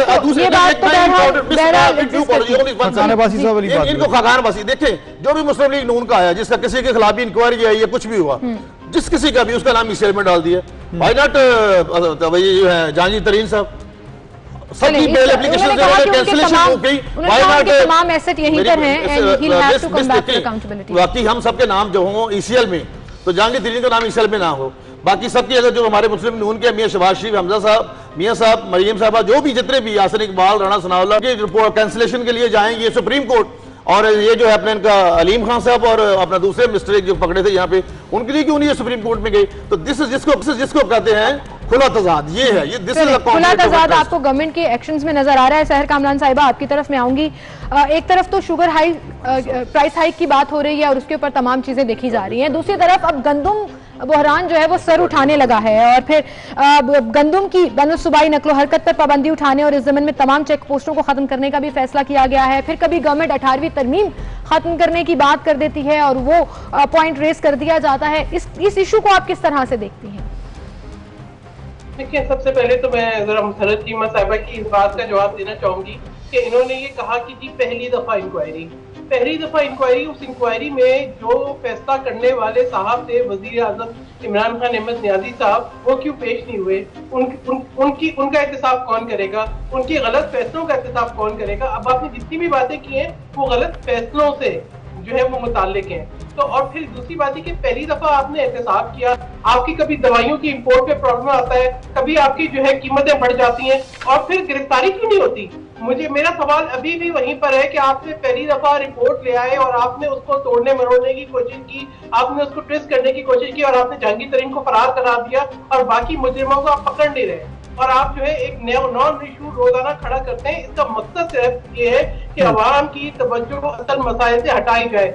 गंदुम बहरान, हर चीज की कीमत महंगी, आपका जो है दुनिया के अंदर तेल स्टोर करने की जगह नहीं है, आपके मुल्क में तेल नहीं मिल रहा, यानी ये तमाम जो इश्यूज है ये एक सेल्फ क्रिएटेड इश्यूज है जो कि इनकी नाअहली और नालायकी। बड़ी अच्छी बात की है सहर साहिबा आपने, और जिस तरह से भी आपने पेट्रोलियम की मसनूआत की बात की, ये भी हम जाते जाते पूछ ही लेते हैं मुसर्रत साहिबा से। मुसर्रत साहिबा, ये इशू वाकई बड़ा प्रिवेलिंग है और हम बात इस पर भी कर लेते हैं। थोड़ी सी आप अगर बताएं कि ये मिसमैनेजमेंट, चाहे वो चीनी हो चाहे वो गंदुम हो, उसकी भी अब इम्पोर्ट एक्सपोर्ट की पॉलिसीज में रोज रोज कोई नई खबर आ जाती है, प्राइस बढ़ गई है, उसके बाद ये हो गया पेट्रोल कम हुआ है तो पेट्रोल मिल नहीं रहा, और ये कोई अब ढकी छुपी बात नहीं है, एक हफ्ते से ज्यादा हो चुका है, ये बात सब देख रहे हैं कि पेट्रोल की भी किल्लत आ चुकी है। तो ये मिसमैनेजमेंट कोई अभी तक कार्रवाई नहीं हो सकी, कोई कमेटी नहीं बैठी, कोई बात नहीं की गई है, इस तरह से क्यों, जिस तरह से बेयारो मददगार छोड़ दिया आवाम को? देखिए, जो सबसे इम्पोर्टेंट चीज है वो मुसर्रत साहिबा बोल रही हैं, जरा उनका जवाब भी ले लीजिएगा। जी मुसर्रत साहिबा। और जो सबसे इम्पोर्टेंट चीज है वो ये है कि पाकिस्तान की तारीख में पहली दफा, कोई माने ना माने, देखे हमें एंड रिजल्ट को देखना है। आप इस चीनी क्राइसिस को देखेंगे कि वंस फॉर ऑल इस मुल्क में लोगों के साथ जिस तरह से खिलवाड़ होता रहा वो खत्म होगा और इंशाल्लाह ताला वो अभी ही इंशाल्लाह हम ही इसको मंतकी अंजाम तक पहुंचाएंगे। ये जो मर्जी कहते रहे, देखिए इनका काम है, अपोजिशन का काम है कि जो गवर्नमेंट के अच्छे काम है उनको वो नेगेटिव करके पेश करे, तो ये इनकी ड्यूटियां लगी हुई हैं और बड़े अच्छे से निभा रहे हैं, जो बड़े जिम्मेदारी के साथ निभा रहे हैं, तो ये तो इनको क्रेडिट जाता है। एक जो दूसरी बात जो इम्पोर्टेंट चीज है, पाकिस्तान के अंदर सबसे पहले पंजाब की अगर मैं बात करूं, पहली दफा किसान को बेइज्जत और जलील हुए बगैर उनको बारदाना मिला, उनको फुल प्राइस मिली, और कभी किसी को जाके आड़तीए को, आम आदमी को कम प्राइस पे किसी किसान को गंदम नहीं बेचनी पड़ी। और आगे भी आप देखेंगे कि इंशाल्लाह ताला हर क्राइसिस जो ये माफियाज यहाँ पे बैठे हुए हैं क्रिएट करने की कोशिश करेंगे, हम उस पे ओवरकम करेंगे। खलील साहब ने कहा मेरी बहन से पूछे 1200 रुपए का 20 किलो आटा, मेरा शहर है लालपुर, वहां से पूछ ले या अभी यहीं से पूछ ले, तो वो कैसे हो गया? बारदाना अगर आपने किया, आपने गंदम दी, सारा कुछ किया, तो आटा आपने कर दिया 1200 रुपए का 20 किलो का तोड़ा।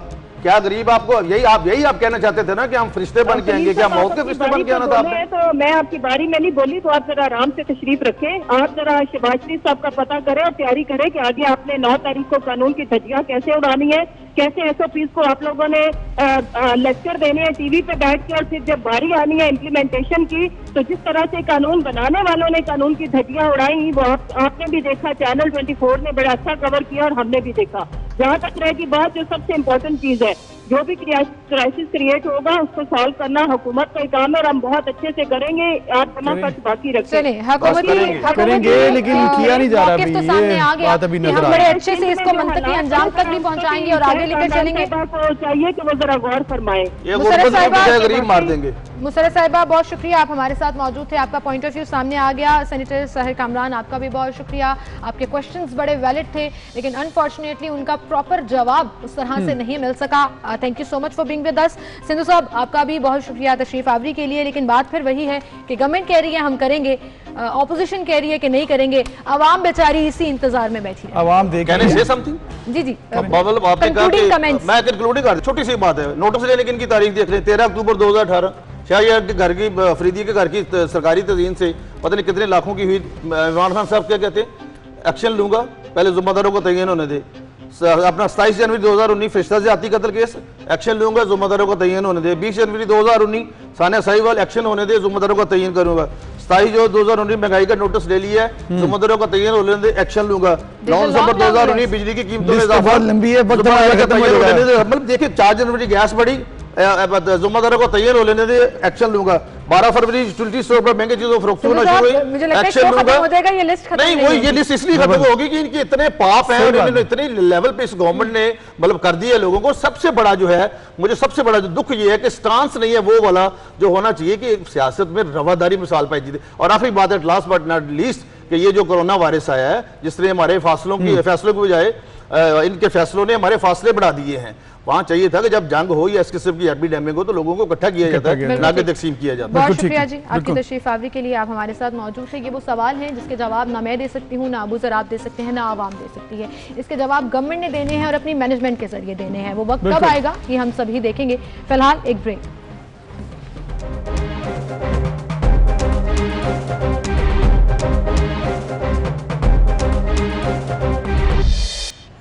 Welcome back. एक बार फिर से हम आपको खुशामदीद कहेंगे और नाज़रीन, इस सेगमेंट में हमारा टॉपिक नारकोटिक्स रहेगा। नारकोटिक्स का इशू जो है वो पाकिस्तान में बढ़ता चला जा रहा है। ख़ास तौर पर जब हम परसेंटेज की बात करते हैं तो हमारी नौजवान नस्ल बुरी तरह इस लत में, मनशियात में इन्वॉल्व होती जा रही है। और फिर पंजाब, KPK, बलूचिस्तान और सिंध, तमाम सूबों की ही अगर बात कर ली जाए तो ये इशू बहुत ज़्यादा हाईलाइट किया जा रहा है मुख्तलिफ डिपार्टमेंटल लेवल पर कि किस तरह से स्कूल, कॉलेजेस, यूनिवर्सिटीज़ को इससे महफूज रखा जाए। एंटी नारकोटिक्स डिपार्टमेंट एक पूरा डिपार्टमेंट है जो खासतौर पर स्मगलिंग को कंट्रोल करने में, नारकोटिक्स के इस्तेमाल में अपना रोल प्ले करने में बड़ा इंपॉर्टेंस रखता है। लेकिन वहीं पर इसमें रिफॉर्म्स की भी जरूरत है और अब गवर्नमेंट लेवल पर इस पर क्या रिफॉर्म्स हो रही हैं इस पर हम बात करेंगे। बिल्कुल, इस पर हम बात करेंगे। हमारे साथ इस वक्त मौजूद हैं पार्लिमानी secretary ministry of narcotics control Sheikh Rashid Shafiq sahab. अस्सलाम वालेकुम शेख साहब, वक्त देने के लिए बहुत शुक्रिया। जिस तरह से हम बात कर रहे हैं कि कार्रवाइयाँ की जाती हैं, कराची में भी अभी हम जिस तरह से जिक्र कर रहे हैं कि कार्रवाई की गई और दुबई स्मगलिंग की कोशिश नाकाम बनाई गई आइस की, इसके अलावा कोकेन का बड़ा इस्तेमाल, आइस का, मनशियात का, ये एक बहुत बात चलती आ रही है। आप तक जो सिचुएशन हम देख रहे हैं, बता रहे हैं हम लोग नाज़रीन को, आप तक क्या इन्फॉर्मेशन है, इस वक्त क्या सिचुएशन है पाकिस्तान में, जो आप तक रिपोर्ट्स आई हैं, ओवरऑल इस पर इस वक्त किस तरह से काम किया जा रहा है, क्या प्लानिंग बनाई जा रही है, किस तरह से इसको टैकल किया जा रहा है? क्योंकि आम पब्लिक में ये बहुत अब प्रिवेल करती जा रही है, उसको रोकना भी ऑब्वियसली थोड़ा मुश्किल होता है, लेकिन किस तरह से मैनेज किया जा रहा है, क्या रिपोर्ट्स हैं आप तक? देखिए जी, नारकोटिक्स फोर्स पहले तो मैं आपका शुक्रिया अदा करता हूँ। पूरे पाकिस्तान और सूबों में आज़ाद कश्मीर और गिलगित बल्तिस्तान में भी ये पूरे तरीके से फ़ाल है और तकरीबन जब से मैं पार्लिमानी सेक्रेटरी बना हूँ आपने देखा होगा किसी तमाम बॉर्डर्स के ऊपर जिस तरीके से नारकोटिक फोर्स ने भरपूर तरीके से कार्रवाई की है और हज़ारों की तादाद में जो नारकोटिक्स वगैरह है जिसमें चर्स है, अफीम है और दीगर चीज़ें उनको पकड़ा है।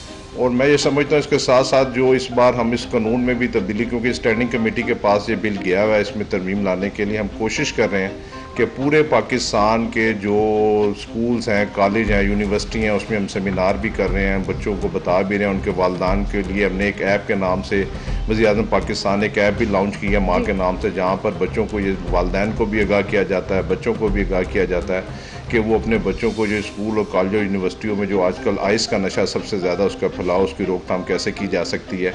और इसके साथ साथ हमने चारों सूबों के जो नसाब हैं उसके नसाब के अंदर भी जो है सूबा पंजाब में, बलूचिस्तान में और सिंध में और सरहद में नसाब में भी ये कोर्स शामिल किया है कि बच्चों को ये पढ़ाया जाए कि इसके क्या नुकसानात और इसके क्या किस तरीके से इससे बचा जा सकता है। और इसके साथ साथ हमने तमाम स्कूलों, कॉलेजों, यूनिवर्सिटियों के बाहर अपने खुफिया जो लोग हैं, जो स्पेशल ब्रांच के लोग हैं, वो भी इन यूनिवर्सिटियों को वॉच करते हैं।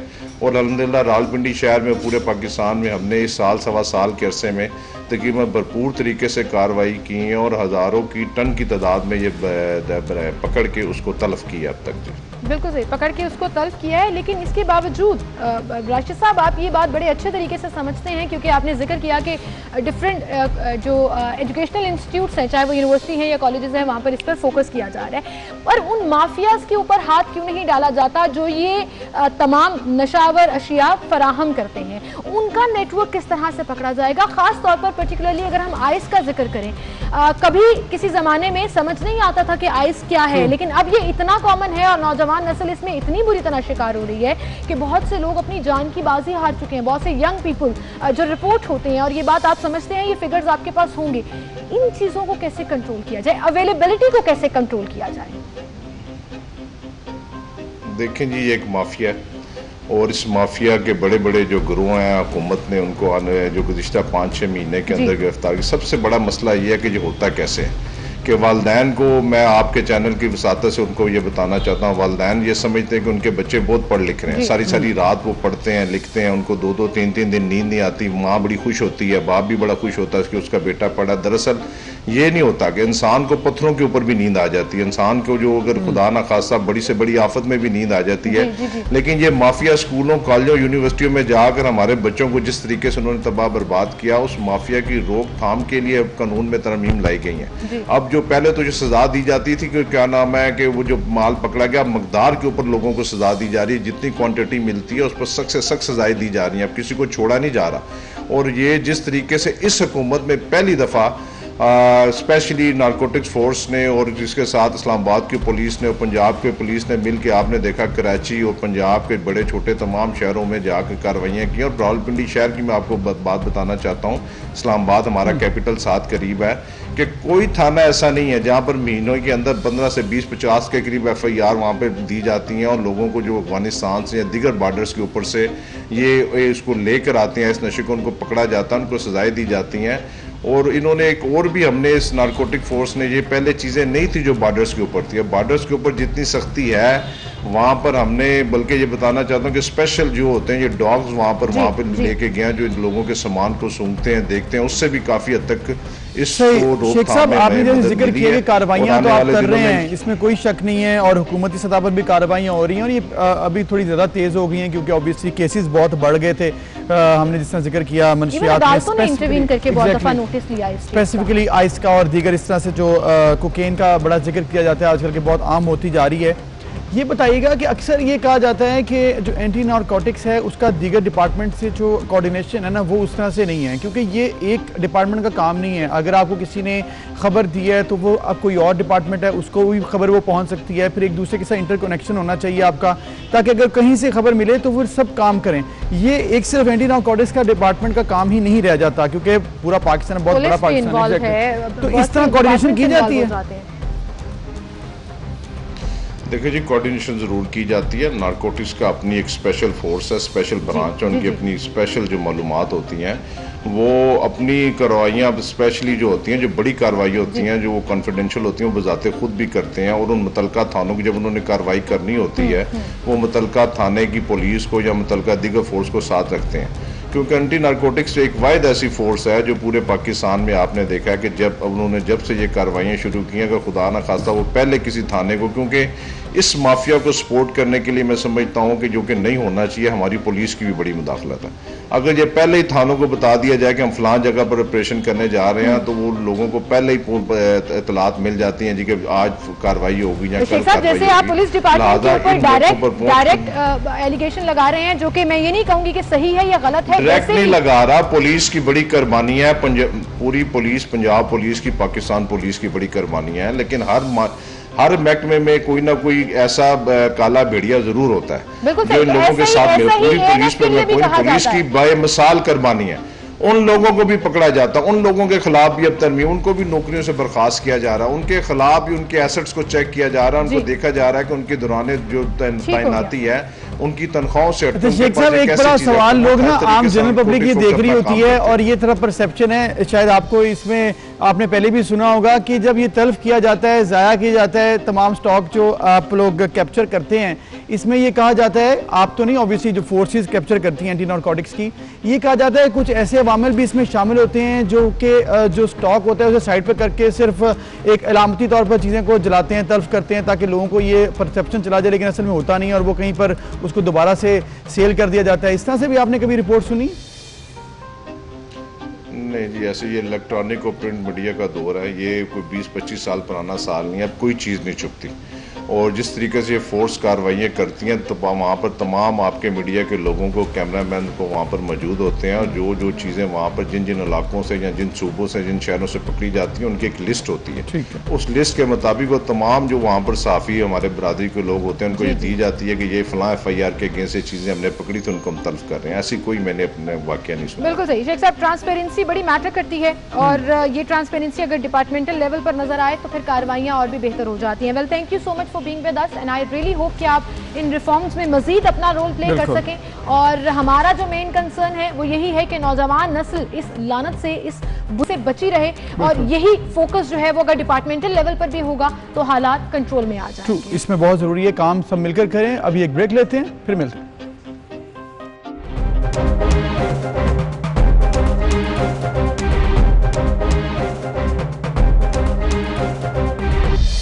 Welcome back. और जिस तरह से हम अक्सर जिक्र करते हैं, पाकिस्तान में हुकूमत के बाद तो शायद इतने सोर्सेज ना हों, रिसोर्सेज ना हों जिससे वो आवाम की मदद कर सकें, इसीलिए हमारी सोसाइटी में बहुत से रैम्पेंट है ये फिलैंथेरापिस्ट, जो लोग आगे बढ़कर एक दूसरे की मदद करते हैं, या वो लोग जो कि इन लोगों को इकट्ठा करते हैं कि वो एक दूसरे की मदद कर सकें और वहाँ तक अपने तमाम इमदाद पहुँचा सकें जो कि ज़रूरतमंद हैं, स्पेशली उन दिनों में जब क्राइसिस हो। बिल्कुल, उन दिनों में जब क्राइसिस हो, और स्पेशली जब लोग जो हैं वो फोकस करके बैठे हों मुखय्यर हजरात के ऊपर, जहां पर उनकी मदद फराहम की जाए। ऐसा ही एक ट्रस्ट है जो बड़ा ज़बरदस्त काम कर रहा है, बहुत थोड़े से टाइम में बड़ा नाम बनाया उन्होंने, क्योंकि उनका मैकेनिज्म और जो पूरा एक ट्रांसपेरेंसी का मेथड था वो लोगों को इतना पसंद आया कि बहुत से डोनर्स, बहुत से मुखय्यर हजरात ने उनके ऊपर ट्रस्ट किया ताकि वो लोगों की मदद कर सकें। रिस्क राशन के नाम से, खासतौर पर इस पेंडेमिक में कुछ स्टूडेंट्स ने ये ट्रस्ट शुरू किया था, और फिर ये इतना एक्सपैंड होता गया कि अब तक माशाल्लाह 10,000 फैमिलीज़ को ये रिस्क फराहम कर चुके हैं।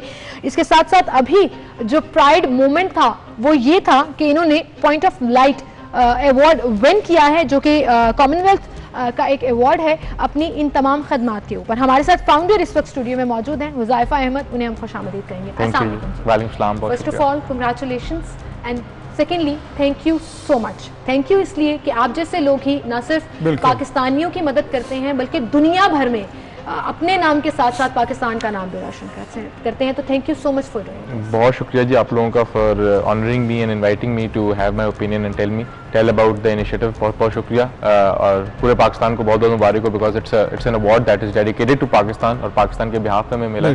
सो congratulations to everyone. Thank you ji, बहुत शुक्रिया आपका भी, क्योंकि आप हमारे साथ पूरे मुल्क में जिस तरह से नाम रोशन कर रहे हैं अपना, और हमारा ये फ़र्ज़ है कि हम आपको ऑडियंस तक दिखाएं कि ये वो हमारे सितारे हैं जो कि पाकिस्तान के लिए मदद कर रहे हैं। हुज़ैफा, ये जो अवार्ड मिला अभी ब्रिटेन क्वीन की तरफ से आपको, आपकी ऑर्गेनाइजेशन को, ये सफ़र कैसा था, किस तरह से अब तक पहुँचे, उसके बाद अब इतनी बड़ी तादाद में आपने हज़ारों लोगों की मदद कर ली, कैसे पहुँचे हैं और क्या सफ़र के बारे में कुछ बताइए। बेसिकली ये हमने जर्नी शुरू की थी 5 साल पहले जब हम कॉलेज में थे। 3 दोस्तों के साथ लाम्स के अंदर इस इनिशिएटिव का स्टार्ट किया था। इसकी इंस्पिरेशन मेरी वालदा थी, जो कि 24 घंटे घर खुला रहता है खाना खिलाने के लिए लोगों को, वो खुद एहतमाम करती हैं। और हमने दूसरी तरफ देखा कि खाना बहुत ज़्यादा ज़ाया होता है, तो हमने सिर्फ एक छोटा सा स्टेप लिया कि हम अपनी गाड़ियों पर खाना पिक करेंगे जहाँ से ज़ाया होता है और उन जगहों पर पहुँचाएंगे जहाँ इसकी ज़रूरत है। वो देखते देखते ऐसी शक्ल इख्तियार कर गया कि हमें अंदाज़ा हुआ कि पाकिस्तान के अंदर इतना सीरियस प्रॉब्लम है भूख का और फूड वेस्टेज का। तो हमने एक मुनज़्ज़म तंजीम बनाई, इदारा बनाया और हमने कहा कि हम इसको नए तरीके से with the use of technology and grass root actions को सॉल्व करेंगे। और एक काफ़ी लंबा सफ़र है जो कि अभी और इससे ज़्यादा पड़ा है, लेकिन आई एम ग्लैड कि Pakistanis and people around the world are supporting the cause because it's the need of the hour. बिल्कुल सही। हुज़ैफा, ये पेंडेमिक से पहले ही आप लोगों ने शुरू कर लिया था और एक बहुत मिनिमम लेवल पर था, लेकिन जैसे ही कोरोना वायरस आया और आपने ये रियलाइज़ किया कि इर्द गिर्द के लोग अब रोज़गार नहीं है, सफ़ेद पोश तबका ख़ास तौर पर पिस रहा है, तो आपने राशन उन तक पहुंचाने की जिम्मेदारी उठाई। तब से लेकर अभी तकरीबन ये करीबन 6 माह का टाइम हो चुका जब से ये तमाम सिलसिला शुरू हुआ। कितनी फैमिलीज़ को आप लोग सपोर्ट कर चुके हैं, तय कैसे किया जाता है? और साथ ही साथ मैं ये सवाल भी पूछना चाहती हूँ कि जो लोग आपको अभी टीवी पर देख रहे हैं and they are in the need of ration, वो आपसे कॉन्टैक्ट कैसे कर सकते हैं? जी बेसिकली हम लोग की रिस्क राशन की सर्विस पिछले 5 साल से ही चल रही है हमारा वेबसाइट के ऊपर। हमारे अपने फूड बैंक्स हैं। कोरोना से पहले हम लोग दो शहरों के अंदर अपने खुद 4 फूड बैंक्स के थ्रू ऑपरेट कर रहे थे और डिफरेंट ऑर्गेनाइजेशंस के थ्रू पाकिस्तान भर में ऑपरेट कर रहे थे। कोरोना के जिस तरह मार्च के बाद हमने इस कैंपेन का आगाज किया एहसास करो मूवमेंट का, जिसमें हमारा पहला फेज था कि हम 10,000 लोगों को राशन पहुंचाएंगे, दूसरा फेज था 1 लाख लोगों के लिए राशन की तैयारी की जाएगी। 10,000 का हम टारगेट कंप्लीट कर चुके हैं। और इसमें ना तो हमारी ट्रांसपेरेंसी का सिस्टम ये कि हमारे पास एक ऐप है जिससे हम डुप्लीकेशन अवॉइड करते हैं, ट्रांसपेरेंसी को लेकर आते हैं और डोनर को प्रॉपर फीडबैक देते हैं। और इस कैंपेन में ना सिर्फ हम अब शामिल है, अल्हम्दुलिल्लाह हमारे इस पहले फेज में एहसामुल हक साहब हमारे साथ ज्वाइन किए और हमने एक ग्लोबल कैंपेन का आगाज किया जिसका नाम है स्टार्स अगेंस्ट हंगर, जिसमें ना सिर्फ पाकिस्तानी स्टार्स वसीम अकरम से लेकर Roger Federer, Rafa Nadal, Djokovic, Maria Sharapova, Sania Mirza, इन्होंने सारों ने अपना साइंड मेमोरेबिलिया हमें भेजा है जो कि इन्होंने अपने अवार्ड विनिंग मैचेस में पहना था और लोग इसको बिडिंग करके ऑनलाइन वेबसाइट के थ्रू खरीद रहे हैं। और मैं आपको एक बहुत अच्छी न्यूज देता हूं कि सर्विस फाउंडेशन ने पहली आइटम रॉजर फेडरर के जूते 30 लाख रुपए के खरीद लिए, जिसकी परसों सेरेमनी की थी हमने। सर्विस फाउंडेशन के सीईओ उमर साहब भी मौजूद थे, इसामुल्लाह और हमारी टीम मौजूद थी। और इस तरह बढ़ चढ़ के पूरी दुनिया से लोग आ रहे हैं, सिर्फ पाकिस्तानी नहीं खरीद रहे। अभी बिल्कुल एक स्पेन की अकेडमी है जिन्होंने राफा नडाल की शर्ट के इंटरेस्ट शो किया, वो स्पेन से खरीदना चाह रहे हैं। और इसका फायदा ये हो रहा है कि इसको ग्लोबली पजीराई मिल रही है और पैसा जो है वो पाकिस्तान की फैमिलीज के लिए खर्च। तो बेसिकली आप यूं करते हैं कि इन लोगों से जो पैसे इकट्ठे होंगे ऑब्वियसली बिडिंग होगी, फिर वो आप सब इसमें रिस्क में आप डाल देंगे पैसे। अच्छा, इसमें आप ये बताएं कि एक बड़ा अच्छा आपका ये स्टेप है और ऑब्वियसली लोग आपको सपोर्ट भी करते होंगे, गवर्नमेंट के साथ कुछ आपने कोऑर्डिनेशन की हुई है? क्योंकि इस वक्त SOPs को भी फॉलो करना है, सिस्टम चलाना है, वो भी बड़ा एक डिफिकल्ट काम है। बिल्कुल जी, हमारी अभी जिस हद तक गवर्नमेंट के साथ कोऑर्डिनेशन है, क्योंकि उनका ज़्यादा इनिशिएटिव था कैश ट्रांसफर्स के ऊपर, लेकिन हम लोग जो कोऑर्डिनेशन करना चाह रहे थे वो परमिशंस लेना चाहिए, क्योंकि हम एक इदारा था जो कि बहुत ज़्यादा काम करना चाह रहे थे और हमारे वॉलंटियर्स बहुत डेडिकेटेड थे। और हम क्योंकि SOPs फॉलो भी कर रहे थे तो हमारी एक थी कि हमें डाटा शेयर किया जाए, जिस पे हमने रिक्वेस्ट की हुई हम गवर्नमेंट से। अभी भी we are waiting for a very favourable response कि हमें एरियाज और हमें आइडेंटिफिकेशन में हेल्प की जाए, हमें ऑन ग्राउंड लॉजिस्टिक्स में हेल्प की जाए जहाँ पे जरूरत है, ताकि हम और प्लगइन कर सकें। बिल्कुल, हम अपने जरूरत है उन तक ना पहुंच सकें। हम अपने थ्रू अपनी वेरिफिकेशंस तो कर रहे हैं, हमारी टीम है, कॉल सेंटर है, हमारी एप्लीकेशन है जो डाटा डुप्लीकेशन को अवॉइड करती है। उसके बावजूद हम चाहते हैं कि गवर्नमेंट ऐसी जगहों पर ऑन बोर्ड आए और डाटा शेयरिंग के अंदर आए कि अगर जिन इलाकों में हम जा रहे हैं तो वहां पर कोई और एक्टिविटी पिछले 3 महीने में 1 महीने में तो नहीं हो चुकी, या गवर्नमेंट अगर देना चाह रही तो हम उनके साथ सपोर्ट कर सकते हैं। बिल्कुल सही। और आपकी ये तमाम कॉलिंग डिटेल्स और कॉन्टैक्ट डिटेल्स जो है वो आपकी वेबसाइट पर अवेलेबल है, shareris.com। अच्छा हुज़ैफा, अगर हम बात करें इसकी जिसमें मैंने जिक्र किया कि जो जरूरतमंद है वो तो कॉन्टैक्ट कर सकते हैं, जो लोग डोनेट करना चाहते हैं वो आपसे कैसे कॉन्टैक्ट कर सकते हैं? उसका तरीकेकार क्या है? कोई लिमिट है कितनी डोनेशन करनी है, कितनी नहीं करनी? जी बड़ा आसान तरीका है, हमारी वेबसाइट shareris.com www.shareris.com। इसके ऊपर सारे इंटरनेशनल पेमेंट गेटवेज पेपैल के थ्रू और डिफरेंट इंटीग्रेट हुए हैं। पाकिस्तान या दुनिया भर से कहीं से भी लोग हों तो बहुत बआसानी ट्रांसपेरेंसी के साथ हमें डोनेट किया जा सकता है। और अगर हमारे से रब्ता भी करना चाहें, वो अगर कोई प्लान या प्रोजेक्ट प्लान कर रहे हैं तो वो हमारी वेबसाइट पर हमें क्वेरी फेंक सकते हैं हैं, हमारे फेसबुक पेज पर हमें इनबॉक्स कर सकते हैं। हमारी टीम विद इन 24 आवर्स उनसे कॉन्टैक्ट करेगी और वो उनको बता भी सकते हैं अगर वो किसी स्पेसिफिक प्रोजेक्ट में पैसे इन्वेस्ट करना चाहते हैं या देना चाहते हैं। ठीक है, तो कोई शक नहीं है इसमें और हम उम्मीद करते हैं कि इसी तरह आप आगे चलें। तो फर्दर आपने जिस तरह का 1 लाख का आपका है टारगेट, तो ये बताएं कि अभी टीम है आपके पास, मजीद वॉलंटियर्स आ रहे हैं या चाहिए आपको? बिल्कुल जी, हमारा एक प्रोग्राम है रिस्क हीरो के नाम से। ठीक है। और ये उन एरियाज में जिन एरियाज में एनजीओज के स्ट्रक्चर्स फेल हो जाते हैं, यहाँ पे कोई नहीं जा पाता, वहां से हम अपने रिस्क हीरो जैसे केपी, स्वात, मर्दान ऐसे इलाकों में हमारे रिस्क हीरोज हैं जो वही काम करते हैं जो एक इदारा करता है। वो इलाके के लोगों को वेरीफाई करते हैं, ऐप के थ्रू हमें रिपोर्ट करते हैं और हम उनको लॉजिस्टिकली वहाँ राशन और इस तरह से human to human connection develop हो रहा है, सबसे जरूरी है। Well, thank you so much Huzaifa for coming, good luck and I really hope इंशाल्लाह आप 1 लाख का टारगेट करेंगे, बल्कि इससे भी ज्यादा आगे जाएंगे। थैंक यू सो मच जी। और इसी के साथ टाइम हमारे पास बिल्कुल खत्म हो गया। इंशाल्लाह मिलेंगे जी, बिल्कुल। अल्लाह हाफिज़। ख्याल रखिएगा। अल्लाह हाफिज़।